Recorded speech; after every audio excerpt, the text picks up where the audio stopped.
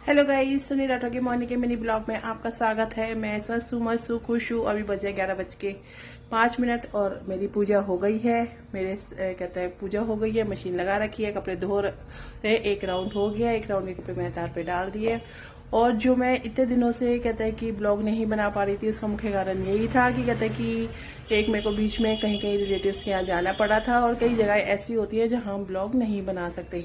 और थोड़ा शॉपिंग के लिए भी जाना पड़ा था। शॉपिंग के लिए जैसे कि आने वाले दिनों में कुछ फंक्शन है हमारे घर में, तो शॉपिंग के लिए भी जाना पड़ रहा था। और जैसे कि विंटर के क्लॉथ्स निकाले थे, तो हमारे रूम में एक अलमारी कम हो गई है, जिसके कारण हमारी सेटिंग कपड़ों की नहीं हो पा रही है। मैंने बड़े बड़े ब्रीफ केस निकाल के उसमें कपड़ों की सेटिंग करने में लगी हूँ कि किसी तरह आज जाके थोड़ी बहुत पूरी हुई है। अभी भी थोड़ा 1-2 राउंड जब कपड़े और निकलेंगे, क्योंकि चाहे कितनी भी पैकिंग में रखूं मैं बेड के अंदर कपड़े, लेकिन मैं हमेशा उनको वॉश करने के बाद ही पहनती हूँ। क्योंकि इतने 6 महीने तक 4-5 महीने जितने भी सीजनल बेड में रहते हैं, चाहे किसी बैग में हो, चाहे किसी भी चीज में बंधे हुए हों, चाहे कैसे भी हों, तो उनको ऐसे नहीं पहना जा सकता।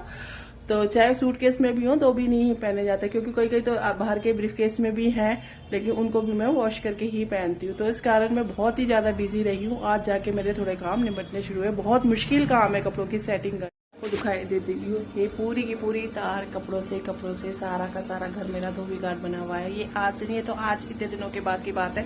ये देखिए बाइक का भी मैं यूज कर रही हूँ, क्योंकि ये 2 ही तार है मेरे को। और अभी देखिए मशीन में भी अभी हैं क्लॉथ्स हैंगे, मशीन में भी क्लॉथ्स हैंगे, और अभी ये भी पड़े हुए हैं। अभी वो वहाँ पे भी जाके चेयर में, मतलब कपड़ों की सेटिंग हो ही नहीं पा रही है बिल्कुल ही। इतना परेशान हो गई हूँ ना मैं तो कभी कभी ऐसे कहती हूँ कि कपड़े हमेशा ऐसे होने चाहिए, एक सीजन पहनो और दूसरे सीजन उसकी जरूरत ही ना हो और उसको रख दिया जाए। ऐसा होता काश तो कितना अच्छा होता, इतनी दिक्कत ही नहीं होती। मतलब कहने को टाइम निकाल भी सकती हूँ, लेकिन जब काम पड़ा हो तो फिर काम को छोड़ के दूसरे काम में मन सा नहीं लगता कुछ भी काम करने में। तो ये मेरी प्रॉब्लम्स रही हैं। तो बस अब आगे से कोशिश करूंगी कि मैं कंटिन्यू रहूं। फंक्शन के दिनों में अगर कोई दिक्कत हुई तो भी मैं कहती कि शॉर्ट्स तो वीडियोस तो बनती हैं, शॉर्ट्स वगैरह मैं डाला करूंगी और कोशिश करूंगी कि पूरी तरह अपडेट रहूं। आप आ जाते हैं आज के ज्ञान की बात, कि हमेशा शब्दों का इस्तेमाल सही वक्त आने पे ही किया जाए। ये मेरा मॉर्निंग का मोटिवेशनल थॉट है। शब्दों का इस्तेमाल सही वक्त आने पे किया जाए। बिन मौसम में तोड़े हुए फल भी व्यर्थ जाते हैं। जैसा कि सभी जानते हैं, बिन मौसम के किसी फल को तोड़ लिया जाएगा तो उसका न स्वाद होगा, न उसका खाने का कोई फायदा होगा, वो नुकसान ही देगा।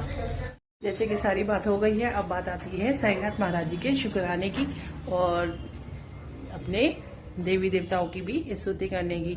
तो ओम साईनाथाय नमः। गुरु बिना ज्ञाने जीवन में मान नहीं। इनका आशीर्वाद सदा मेरे पे और उनके भक्तों पे सदा बना रहे, और सभी पे बना रहे जो जो उनको मानते हैं।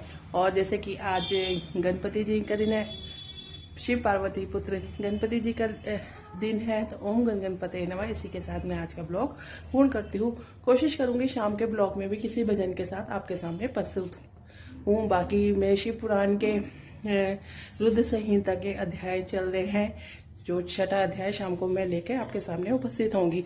और अभी इस ब्लॉग के बाद आपको साई चरितमानस का 4था अध्याय सुनने को मिलेगा, जिसकी मैं ऑडियो अपलोड कर दूंगी अपने ही चैनल पे।